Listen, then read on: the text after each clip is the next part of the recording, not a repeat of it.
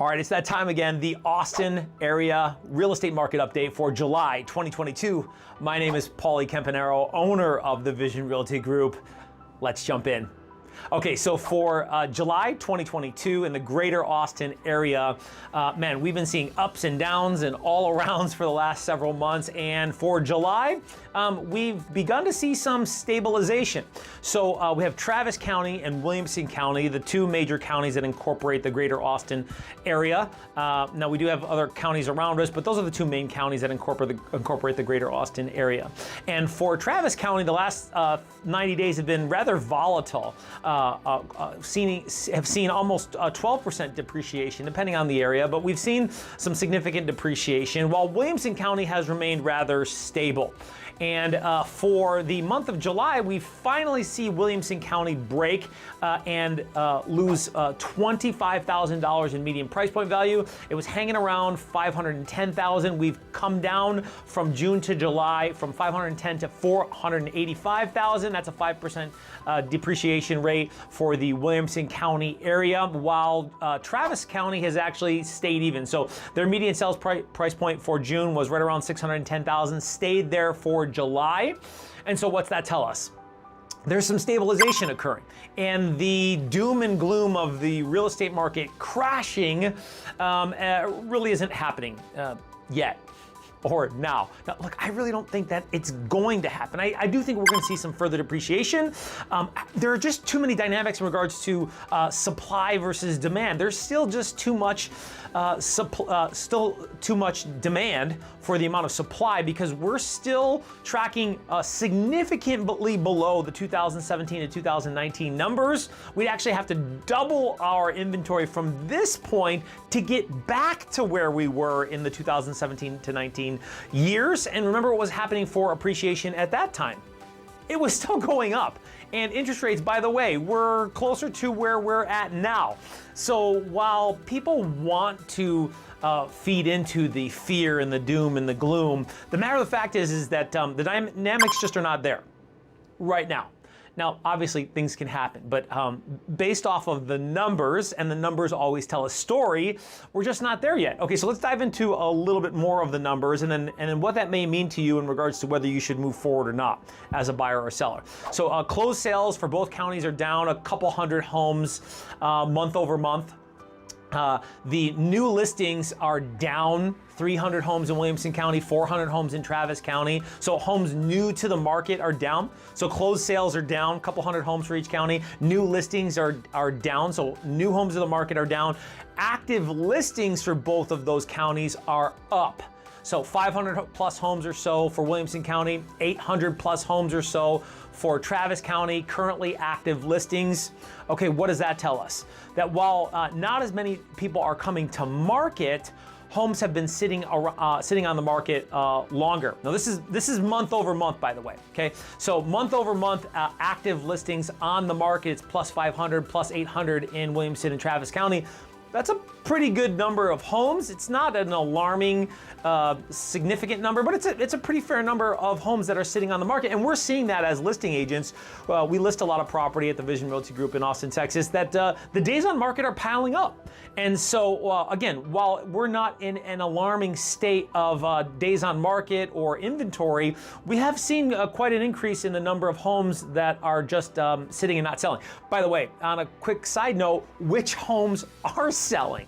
Okay, here's what we're seeing in regards to the two types of homes, the two types of properties that are selling generally. Okay, the homes with all the bells and whistles. It's the modern property, the property that's been recently upgraded and updated to a fairly significant level. It's in the right neighborhood. It's got all the upgrades and the updates. And so the properties that have all the bells and whistles and are just amazing, awesome properties that anybody or anyone could want. What's that mean? Look, they're just beautiful properties, right? They just look awesome. I'm not saying look good. They look awesome in and out. Okay, those properties are still selling. The properties that are priced aggressively are the second type of properties that are selling. So we're seeing two types of properties move. The properties that are just friggin' amazing, and the properties that are priced aggressively. Now, are there other types of properties that are moving in between? Yes, just not as quickly and not as often. So you either have to have a seriously amazing property and be priced in the zone. You can't be overpriced still in this market, and just trying it out is not a strategy. Even when properties were selling in minutes the last 12 to 18 months, properties that were selling so quickly in the market that we just came out of, properties that were overpriced still weren't selling above and beyond what other properties were listed for. So that law never goes away, regardless of the type of market that we're in. Now, in the past market, if you were priced above the market, maybe the market would catch up to you and you have the opportunity to sell in a couple of weeks. But look, remember the last time you were shopping for homes and you see a property that's on the market a long period of time, what's the first thought that comes into your head?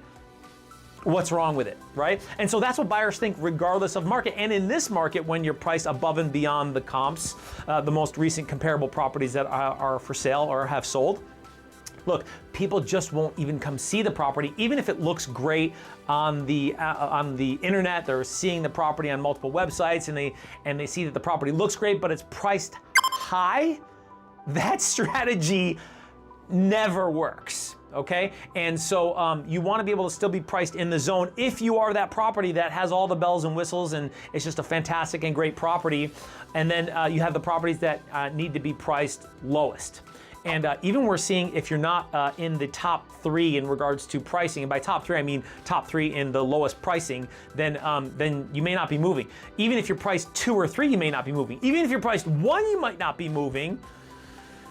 Now, I think this little bit of freeze that we're in is causing people to not purchase and not move forward. We have a lot of people in the tech industry. There are other cities already that are experiencing hiring freezes, some layoffs. We haven't seen a lot of that here in Austin, Texas, but I know Seattle has experienced it. And so there's some apprehension in the tech sector for what could happen. So properties that are actually priced pretty aggressively still may not sell, depending on the area, depending on the price point. And so it is with this market right now that we're at almost a three-month supply of homes, over 10,000 homes on the market, and that's still a 3-month supply is still not dramatic in regards to this being a severe buyer's market. We probably need to get pushing towards the 5 to 6 month mark for us to really experience a significant slowdown. 3 months is still pretty decent, but the matter of fact is people's mindsets around what's going on, that fear and that apprehension fed by all the talking heads on YouTube and the news that the sky is falling is just keeping people from moving forward, when in all actuality, the interest rates are pretty decent overall in the grand scheme of interest rates. Now, it's not that 3% dream and mirage that we had for a year or whatever, and that was fantastic and awesome, but that's just not reality. The fact that a 3-month supply of properties still means a very healthy market for sellers is good news. So we're moving into the fall months, and if you're a seller, you really need to think about, do you need to do more upgrades and updates, or do you need to price your property lower, and do you really need to move right now? Because if you just want to try it out, you're going to be in for a world of pain in regards to the time and the energy and the money that's going to be spent to be able to try to get your property sold. Should you move forward to sell your property right now? Well, if you're waiting towards the spring months, then listen, you probably should hold on to your property if you can afford it. Because if you really need to sell by then, you probably need to sell your property before then to make sure that you don't lose any more money. Because look, we're going into the slower, the historically more traditional months for the market slowing down, the fall months, the winter months. And so we more likely could see some more depreciation here. In fact, I'd probably bank on it that that's going to happen. So if you think that your property is going to be worth more in March or April, or you'll wait for the spring months when we've experienced more depreciation in September and October and November and December, just how much depreciation we're going to see in those months are going to dictate how many more months from the spring market once it warms back up, which I do think it'll start to warm back up in March, but we'll see. How many more months will it take to make up the months of depreciation lost in those fall and winter months? So look, you can hold on to your property 2 or 3 more years and you're thinking about it, then maybe that's what you should do. Now look, everyone's situation is a little bit different in regards to what's happening in their life and whether they should sell or not. So consulting with a professional to figure out what's going on and what's best for you to get some additional information can help you figure out which direction you should take. Now, if you're a buyer, look, I think personally this is a fantastic season for you to be able to take a breath and jump back into the market here and negotiate, get better terms, get a lower price point.